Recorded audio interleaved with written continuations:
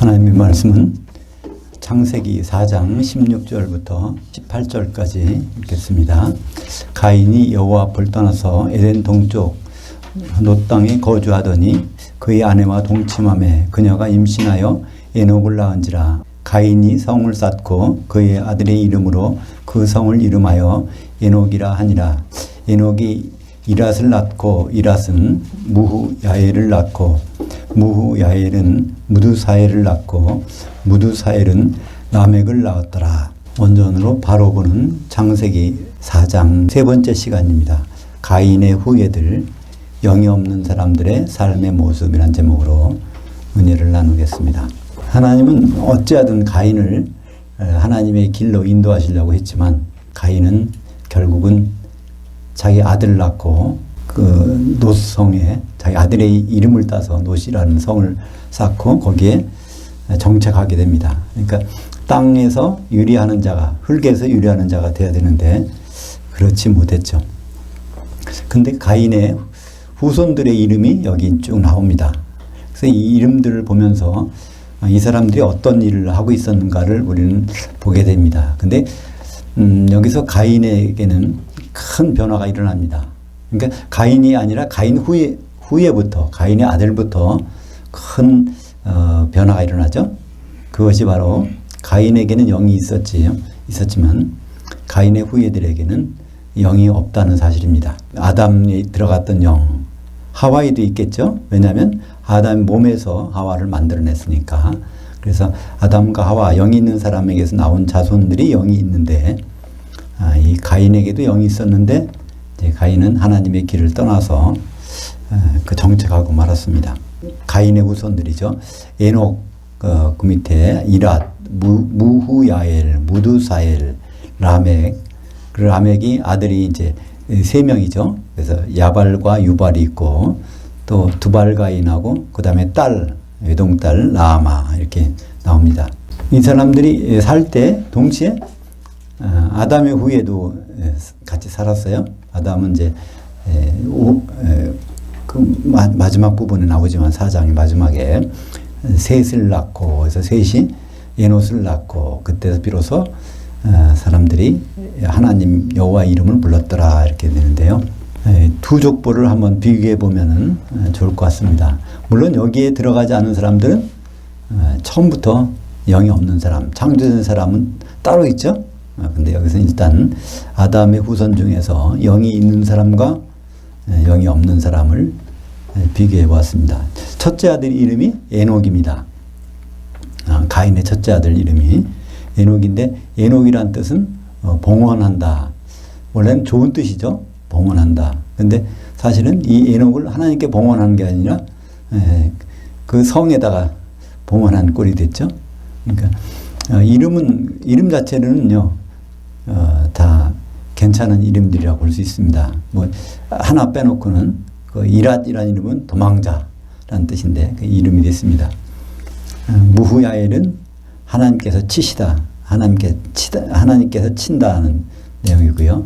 무후야엘은 하나님의 사람이라는 뜻입니다. 그다음에 무후사엘이 낳은 아들 라멕은 강한 자. 근데 아담의 후에도 보면 에녹이 있어요. 노아의 그 증조 할아버지죠. 에녹. 똑같은 에녹입니다. 그러니까 하노크라고 하는 히브리어, 그걸 에녹이라고 번역했는데 이름. 그리고 또 노아의 아버지인 라멕도 있습니다. 그래서 이런 사람 이름으로 보면은 겉모습을 보면은 똑같지만 그러나 그 속에는 영이 있느냐, 영이 없느냐 이런 차이가 있습니다. 예배 시작하기 전에 최 집사님께서 잠깐 질문을 하셨는데 아담은 영이 있죠. 근데 선악과를 먹어서 영이 죽어버렸습니다. 선악과를 먹었을 때 죽은 것은 혼은 살아 있었으니까 영이 죽었겠죠. 그래서 영이 죽었는데 그러면 그 아들들 가인과 아벨이 영은 어떻게 했느냐? 그들도 영이 죽어서 태어나지만 그들의 영은 과연 어떻게 될까요?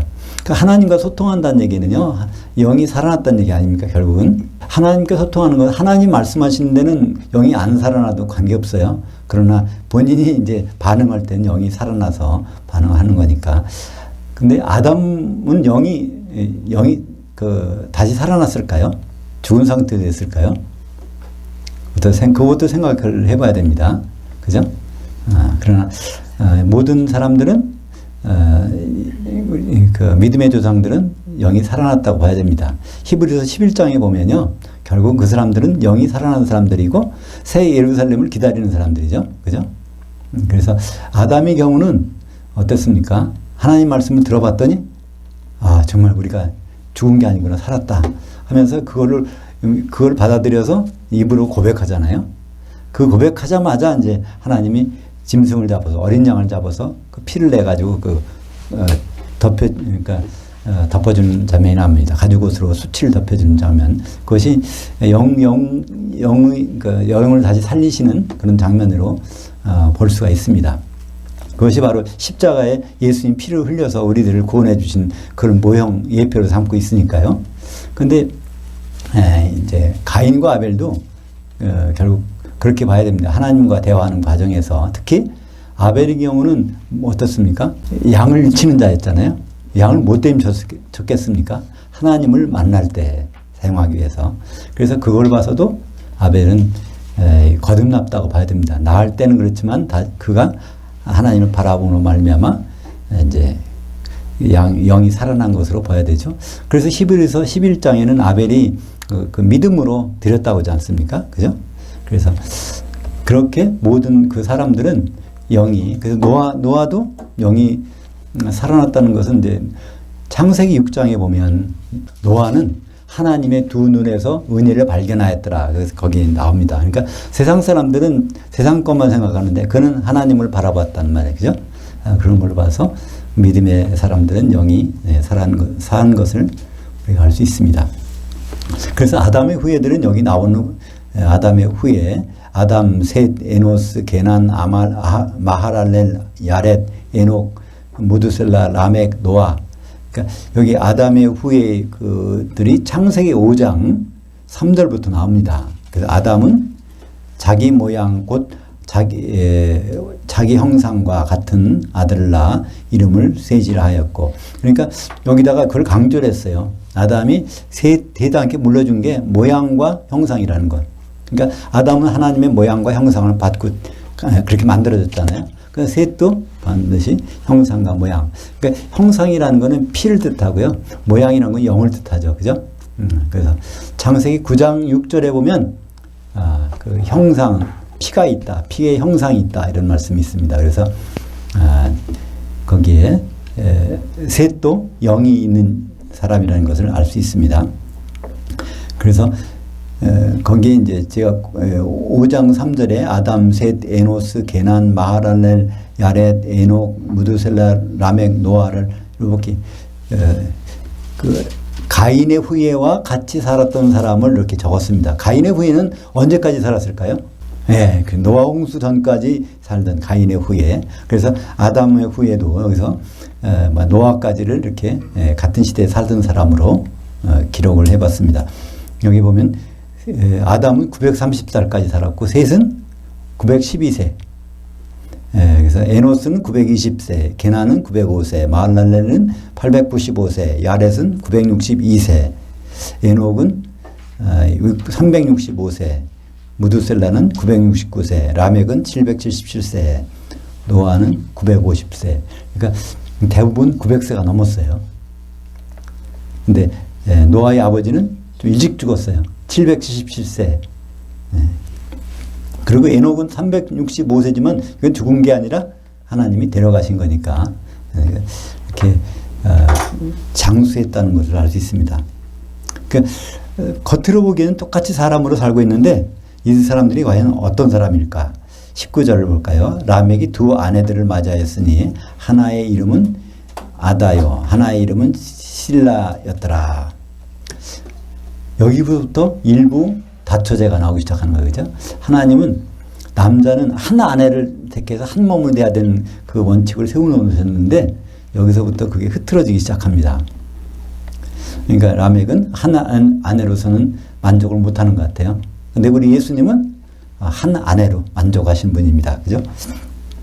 그래서 그 첫 번째 아내가 아다, 두 번째 아내는 실라입니다.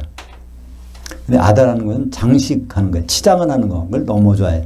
자기를 그 아름답게 나타내려고. 그래서 이제 그런 모습이, 그러니까 사람이 어떻게 보면 허세를 부린다고 할까요? 그런 걸 좋아하는 모습으로 나옵니다. 그 두 번째 아내는 실라예요. 이건 그늘이라는 단어입니다. 자기를 가리는 거예요. 그러니까 머리도 가리고 얼굴도 가리고 가려서 은근히 자기를 감추는 이런 모습들이 우리가 보면 우리도 이런 모습도 나오잖아요.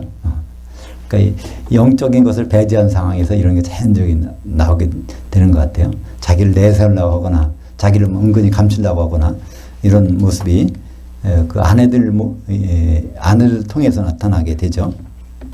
근데 하나님은 창세기 2장 24절 어떤 생각을 가지고 계십니까? 남자가 부모를 떠나 그의 아내, 단수입니다. 한 아내라는 거예요. 아내 합하여 둘이 한 몸을 이룰지로다. 여기서 하나라는 말 때문에 교회는 하나가 되고 성도들이 한 몸이 되어야 된다는 그 원칙, 하나님의 뜻이 생겨난 것이죠. 20절에 가보면 아다는 야발을 낳았으니 그는 장막에 거주하며 가축을 치는 자의 조상이 되었고, 그래서 이제 첫 번째 부인이 야발이라는 아들을 낳습니다. 근데 야발은 개울이라는 뜻이에요. 그러니까 개울가 옆에 그 식물들이 초목이 잘 자라겠죠. 그래서 그는 장막에 거주하며 가축 치는 자의 조상이 되었고, 그러니까 이것은 아벨은 왜 양을 쳤을까요? 하나님을 만나기 위해서. 근데 이 사람은 왜 가축을 쳤을까요? 결국 먹고 살기 위해서, 돈 벌기 위해서 쳤다고밖에 볼 수 없지 않습니까? 그러니까 하나님은 어떤 원칙을 세우셨습니까? 창세기 1장 29절에 하나님이 이르시되 내가 온 지면에 씨 맺는 모든 채소와 씨 가진 열매 맺는 모든 나무를 너에게 주노니 너희의 먹을거리가 되리라. 그러니까 먹거리를 지정해 주셨는데 식물로 지정해 주셨어요. 채소로. 근데 벌써부터 가축을 친다는 얘기는 그걸 고기를 사먹는 사람이 있고, 그죠? 그런 사람 뭐가 되니까 이익이 나니까 그걸 치겠죠. 그래서 이후부터 영이 없으니까 그 하나님의 말씀에 대해서 별 관심 안 갖는 사람이 되어버렸습니다. 그죠? 그러니까 가축을 치는 것이 잘못된 것이 아니라 하나님의 생각에서 벗어난다는 것이 잘못된 것이죠. 이것이 영이 없는 사람의 특징으로 나오고 있습니다. 물론 지금은 달라요. 노아 홍수 후에 하나님이 허락하셨습니다. 창세기 9장 3절에 보면 모든 산 동물은 너희의 먹을 것이 될 것이라 채소와 같이 내가 이것을 다 너에게 주노라. 그래서 지금은 물론 육식을 할 수도 있지만 노아 홍수 전에는 채소밖에 과일밖에 먹을 수 없었습니다.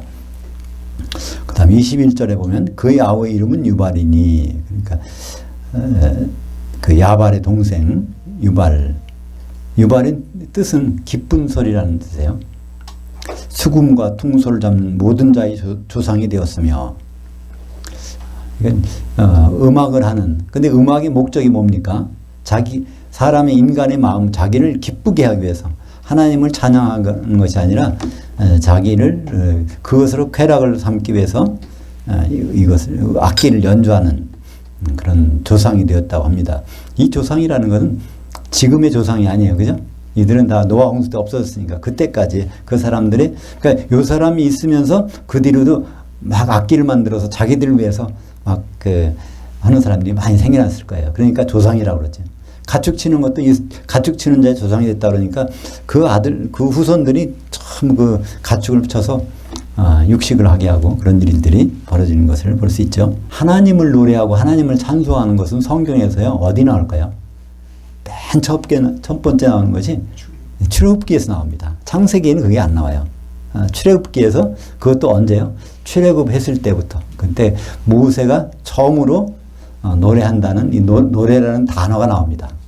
노래는 쉬라라고 하고요. 히브리어로. 또 노래하다는 쉬르. 이 말이 출애굽기 15장 1절에 이제 이 단어가 나옵니다. 그러니까 출애굽한 다음에 하나님을 노래하는 장면에서 이제 이 노래가 나오고요. 근데 우리가 보통 생각하는 노래도 그냥 노래하는 것이 있고 할랄이라는, 그러니까 하나님을 높이고 뽐내고 자랑하는 것을 할랄이라고 그래요. 할랄이라고 하면은 이거는 높이고 자랑하는 거예요. 우리 오후 시간 예배를 오후 찬양 예배라고 하는데요. 왜 찬양 예배라고 있을까요?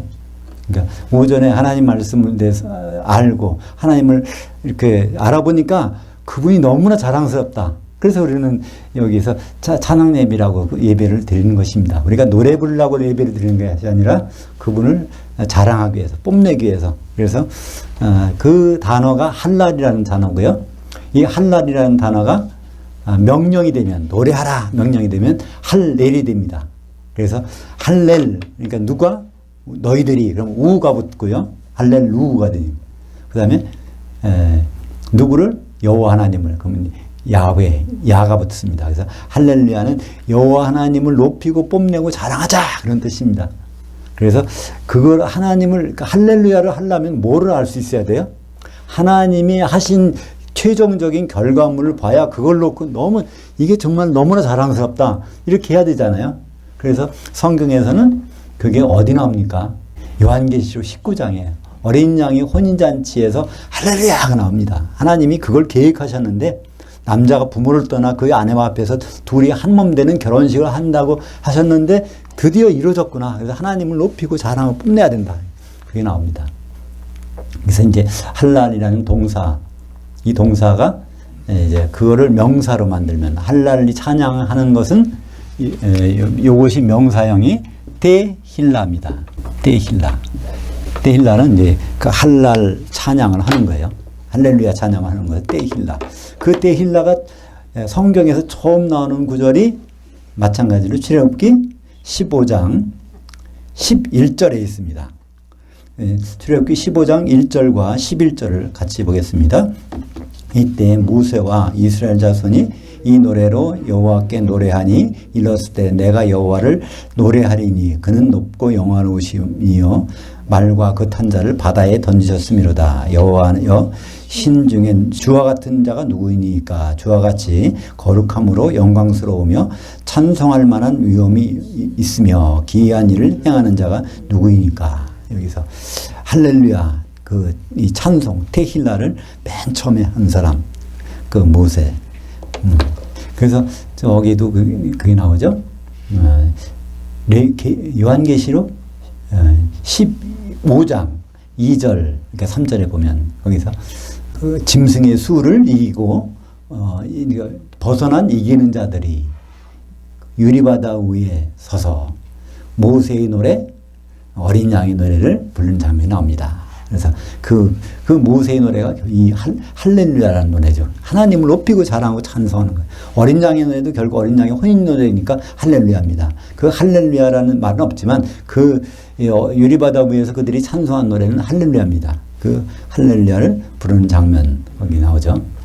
그 유리바다 밑에는 누가 있어요? 큰 성 바벨론이 거기 던져져 있습니다. 그러니까 타락한 음녀교회, 음녀교회 성도들. 그러니까 우리 성도들은 둘 중에 하나입니다.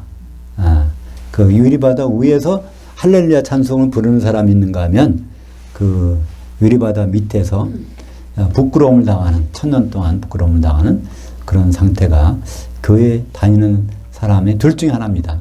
다른 가능성은 하나도 없어요. 둘 중에 하나입니다. 그러니까 우리가 어느 길로 가야 될지를 자명해지죠. 22절 보겠습니다. 신라는 두발가인을 낳았으니 그는 구리와 쇠로 여러 가지 기구를 만드는 자요.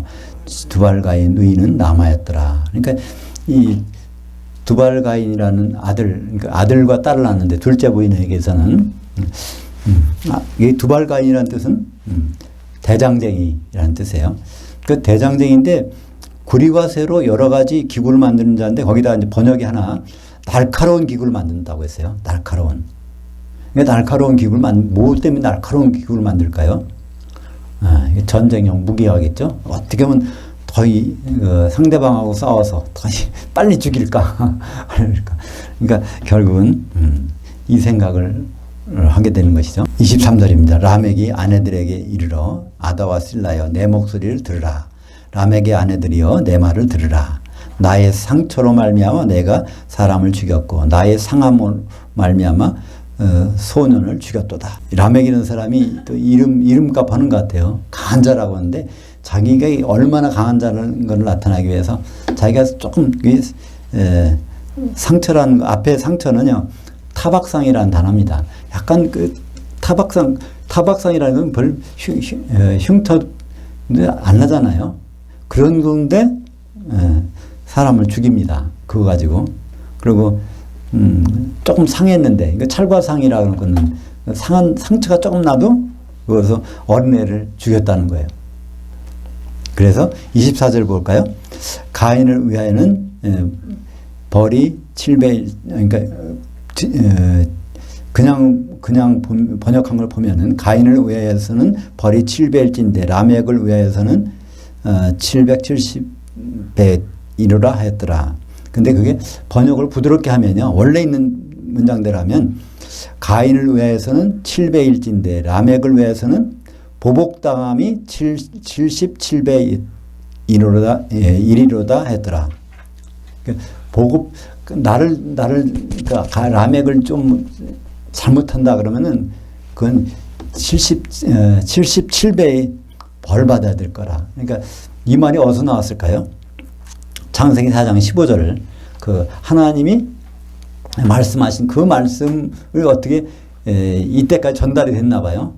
어떻게 구전을 통해서. 그래서 자기가 그런 사람이다. 이걸 강조하고 있습니다. 창세기 4장 15절 보면 여호와께서 그에게 이르시되 그렇지 아니하다. 가인을 죽이는 자는 보복당함을 7배나 받으리라 하고 가인을 위하여 기념비를 세우사 그를 만나는 모든 사람에게서 죽임을 면하게 하시니라. 하나님이 가인을 위해서 이렇게 이런 안전장치를 해놨는데 그 라멕은 가인보다도 그 77배, 11배가 더 많은 그런 보복이 있으니까 절대로 건드릴 수 없다. 이렇게 자만하는 것이죠. 그러니까 이런 모습들을 통해서 이제 우리가 뭘 발견할 수 있을까요? 영이 없는 사람은 이 세상에 보고 듣는 거, 피부로 느끼는 거, 이것만으로 온 그 세상을 산다는 것을 여기서 보여주고 있지 않습니까? 그 아브라함처럼 뭐, 이렇게 기초석에 있는 성을 바라보면서 그거 살다가 죽은 그런 게 아니에요. 이 사람들은 눈에 보이는 거로 사는 사람들이고, 눈에 보이는 것에 대해서 모든 것을 치장을 하고, 자기를 가리기도 하고, 또 그런 하나님의 뜻과는 전혀 상관없이 사는 사람들이 영이 없는 사람들의 삶을 나타내주고 있습니다. 여기에서 영이 없는 사람들의 장면은 요거로서 잠깐 끝이에요. 그러니까 성경에서 이 사람들이 등장한 것은 우리도 혹시나 이런 행동을 하게 되면 내가 영이 잘못된 거 아닌가? 그것도 따져봐야 될 것입니다. 그러니까 영이 있는 사람은 이름이 어디에 올라가죠? 생명책에. 우리가 애를 낳으면은 옛날에는 호적이라고 그랬어요. 호적에다가 올리잖아요. 근데 요즘은 가족 관계 기록본가 가족 등록본가 거기다 올리는데 이제 그것처럼 죽은 영이 살아나면은 그 올릴 때가 있어야 될 거잖아요. 그거를 성경에서는 생명책이라고 합니다. 근데 그 생명책이 무슨 생명책이에요? 어린 양의 생명책이에요. 그러니까 어린 양의 피가 발려져서 거기서 그 영이 살아난 그 기념으로 생명책이 있습니다. 요한계시록 3장 5절을 보죠.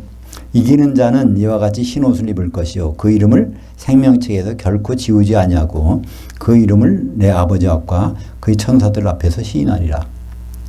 여기서 우리는 어떤 사실을 발견할까요? 성도는 성도지만 이기는 자가 돼야 생명책에서 이름이 지워지지 않는다는 사실을 알 수 있습니다. 그러니까 이기는 자가 못 된다면은 지워질 수도 있다는 얘기죠. 그죠? 반드시라고 할 수는 없지만 그 가능성이 충분히 있다는 얘기예요. 그래서 우리는 이기는 자가 결단코 돼야 됩니다. 이기는 자가 어떤 노력으로 될까요? 요한계시록에서는 그걸 아주 쉬운 말로. 근데 번역이 좀 이렇게 제대로 안 돼가지고 우리가 오해하게 해놨어요. 요한계시록 2장 26절에 이기는 자와 내 이름을 끝까지 내 일들을 지키는 자라고 해놨는데요. 그 이기는 자, 곧 이기는 자의 설명이 그 뒤에 나오는 구절입니다. 끝까지 내 일들을, 예수님의 일들을 지켜보는 자가 이기는 자라는 거예요. 우리는 그래서 싸울 필요가 없어요. 이기는 자가 되기 위해서. 이기는 자예요. 그건 진행형입니다. 현재 진행형, 현재 분사를 썼어요. 이기는 것을 하나님은 원치 않으세요. 그러니까 이기는 자가 되는 것을 원하시죠. 그래서 이기는 자가 얼마나 중요한지, 이기는 자가 안 되면은 우리도 여기 가인의 후예들처럼 그런 사람들이 될 수 있단 말이죠. 근데 이 세상에 살고 있는 사람, 노아 홍수의 후에 살고 있는 사람도 가인의 후예와 똑같을 수도 있어요. 영이 살아나지 않으면. 그게 요한계시록 13장 8절을 볼까요? 죽임을 당한 어린 양의 생명책에 창세 이후로 이름이 기록되지 못하고 이 땅에 사는 자들은 다 그 짐승에게 경배하리라. 이 말씀을 들어보면요, 이 땅에 사는 자들은 뭘까요? 교회 다니는 사람, 성도들, 교회 출석하는 사람, 그 사람이 생명책에 이름이 없다는 거예요. 언제부터 없었을까요? 그 태어날 때부터. 그러니까 창세 이후로 한 번도 거기에 이름이 등록되지 않으니까. 그러니까 어떤 사람은 등록됐다가 지워질 수도 있겠지만 이건 그걸 얘기하는 게 아니라 한 번도 그 생명책 이름이 기록되지 않은 사람도 교회 다니고 신앙생활 할 수 있다는 거예요. 그러니까 여기 요한계시록에 기록되어 있잖아요. 그것도 두 번이나 기록되어 있어요.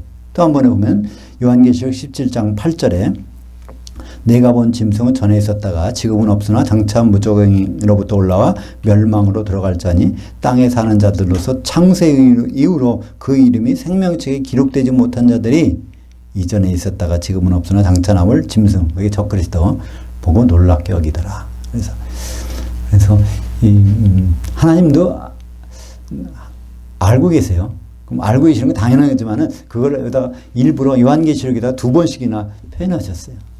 너희들 교회 다닌다고 그러지, 예수님 몸을 이룬다고 그러지. 그렇지만 이 중에 대부분, 얼마 될지 모르지만은 생명책에 한 번도 이름이 올라간 적이 없다는 거예요.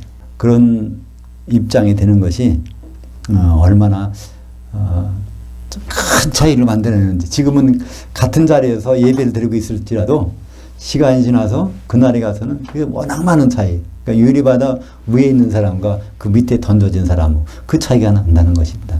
그뿐 아니라 그 다음엔 백보자 심판 때 난감할 거 아니에요.